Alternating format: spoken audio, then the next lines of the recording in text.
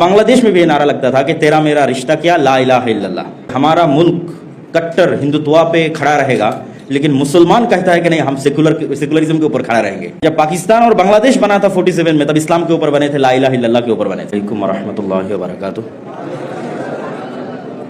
अल्हम्दुलिल्लाह अल्हम्दुलिल्लाह वहदह वस्सलातु वस्सलामु अला मन ला नबिय्य बअदह।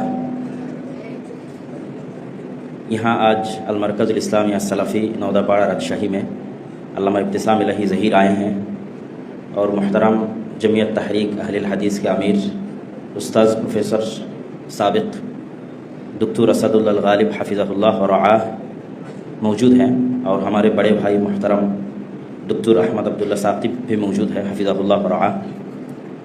तो इन सब की मौजूदगी में मेरे लिए नसीहत करना या तकरीर फरमाना या कुछ बातें कहना, ये मुझे कहने की हिम्मत, या आप ये कह सकते हैं कि ये कहना बेअदबी लगता है। तो इसलिए हम ज़्यादा कुछ नहीं कहना चाहते, बल्कि शुक्रिया अदा करना चाहते हैं कि हमको ये एजाज़ बख्शने के लिए, हमको ये इजाज़त देने के लिए, हमको ये समझने के लिए कि हम यहाँ आके खड़े हो सकते हैं, कुछ कह सकते हैं। इस एजाज़ देने के लिए मैं शुक्रगुज़ार हूँ उस्ताद डॉक्टर असदुल्लाह गालिब हफ़िज़हुल्लाह व रआह का, शुक्रगुज़ार हूँ अहमद अब्दुल्ला साक़िब भाई का। और ये बात भी कहना चाहता हूँ कि अल्लाह सुब्हानहु तआला अल्लामा इब्तिसाम इलाही ज़हीर हफ़िज़हुल्लाह के बांग्लादेश आने का जो सफ़र है, ये उनका दूसरा सफ़र है।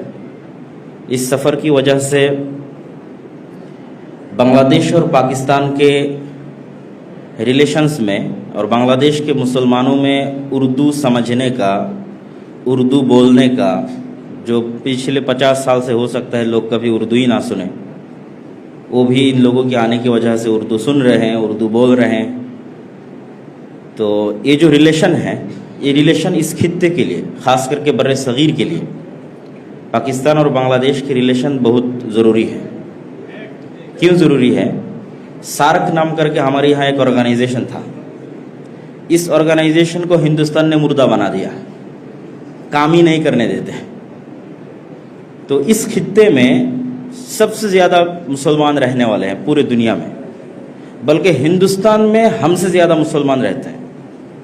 बांग्लादेश में अगर 20 करोड़ हैं, पाकिस्तान में अगर 22 या 23 करोड़ है, तो मुझे लगता है हिंदुस्तान में 40 करोड़ तकरीबन मुसलमान होंगे। लेकिन अफसोस की बात यह है कि हिंदुस्तान में कट्टर हिंदुत्व एक राष्ट्र बन चुका है हिंदुस्तान।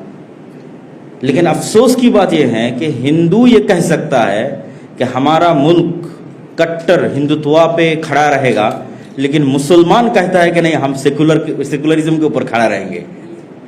ये बहुत अफसोस की बात है, ईमान की कमज़ोरी है। हालांकि हिंदुस्तान जब बने थे तब सेकुलरिज्म के ऊपर बने थे, और जब पाकिस्तान और बांग्लादेश बना था 47 में, तब इस्लाम के ऊपर बने थे, ला इलाहा इल्लल्लाह के ऊपर बने थे। उस वक्त ये नारा लगता था, बांग्लादेश में भी ये नारा लगता था कि तेरा मेरा रिश्ता क्या, ला इलाहा इल्लल्लाह। तो ये नारा दे के, खून दे के, तहरीक चला के, और ये तहरीक आज के नहीं, बल्कि ये तहरीक उसी जो ब्रिटिश के ख़िलाफ़ जो जिहाद यहाँ के उलमा ने किए, यहाँ के मुसलमान ने किए, उसी का सिलसिला है। 200 साल तक मुसलमानों का जिहाद का नतीजा है। जो तहरीक अल्लामा इस्माइल शहीद ने शुरू किया था, सैयद अहमद बरेलवी ने शुरू किया था, उसी तहरीक का नतीजा है 47 में जो तहरीक तितुमीर ने किया है बांग्लादेश में, उसी का नतीजा है 47 में ये दो आज़ाद मुल्क बनना। लेकिन मुल्क बने तो इस्लाम के नाम के ऊपर, लेकिन आज तक, और जो मुल्क सेकुलरिज्म के नाम के ऊपर बने, वही मुल्क अपना जो धर्म है, रिलीजियन है, अपना जो दीन है, उसके ऊपर अपना ईमान इतना मजबूत है कि उस रिलीजियन को, हालांकि रिलीजियन गलत है, ये कहीं से कोई आइडियोलॉजी से नहीं मिलता, ना आसमानी है, ना इब्राहिमी है, ना तौरात में है, ना इंजील में है, ना ज़बूर में है, ना कुरान में है, ना पूरे दुनिया में और कहीं है। इसके बावजूद इस दीन को वो लोग अपने कंट्री में कायम कर चुके हैं और उसके ऊपर आज तक मजबूत हैं। लेकिन अफसोस की बात है कि बांग्लादेश और पाकिस्तान के मुसलमान अपने दीन को अपने कंट्री में नहीं कायम कर सके। बहुत अफसोस की बात है, बल्कि ये कहते हैं नहीं, हमें सेकुलर सिस्टम चाहिए।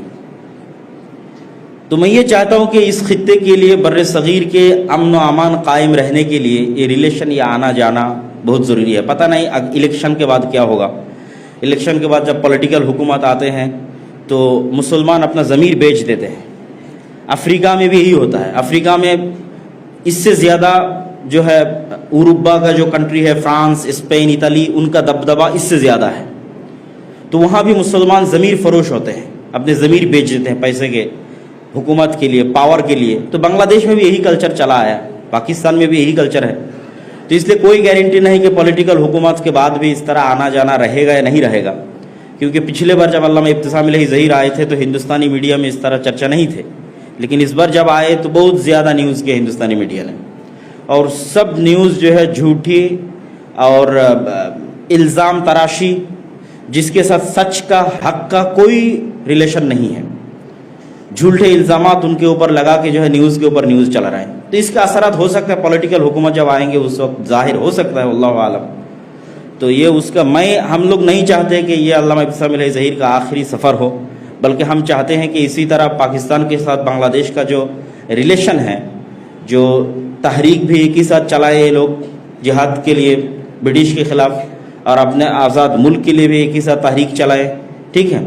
تو یہ اصل میں بائی نیچر یہ ریلیشن ہے اور اس خطے کے لیے ضروری ہے. تو اللہ سبحانہ و تعالیٰ سے ہم دعا کرتے ہیں کہ پورے دنیا میں مسلمانوں کے اوپر ظلم ہو رہا ہے. غزہ کی مسلمانوں کا جو سچویشن ہے وہ سچویشن بنگلہ دیش میں بننے میں دیر نہیں لگے گا، کیونکہ اس کے سارے اثرات، سارے علامات، سب چیز ملتا جلتا ہے. کیونکہ یہودیوں کا آئیڈیولوجی اور ہندوتوا کا آئیڈیولوجی سیم ہے.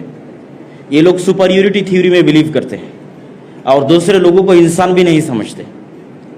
تو وہ سیم تھیوری ہمارے بغل میں ہے. تو اس لیے بنگلہ دیش کا آزاد رہنا، مسلمانوں کا آزاد رہنا بہت ضروری ہے.